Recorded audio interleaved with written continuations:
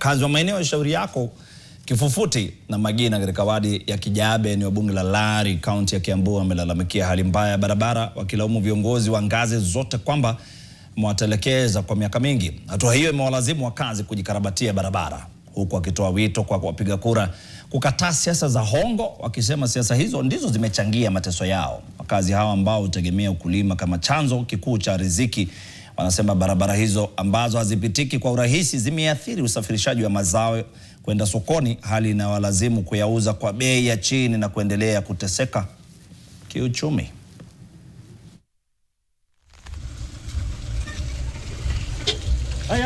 Na barabara ni mbaya zaidi. Sisi ni wakulima ya madharu, mboga, cabbage na vitu mingi ya horticulture.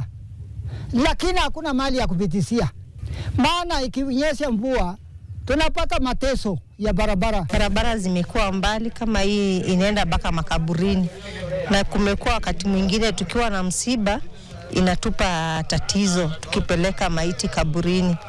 So tungependa tutengenezewe hii mabarabara ya vichorochoroni huku ili safari zetu ziwe nyepesi. Wale wako kwa uongozi wakuja wakae na wananchi, waone shida zile ziko na mwananchi na waweze kutatua, kwa sababu ile jukumu kubwa tunapewa na hawa wananchi ni kuenda kuwakilisha kwa mahali tumechaguliwa. Kama wewe ni member of parliament, kama wewe ni MCA, kama wewe ni governor, tuende tuwakilisha wananchi.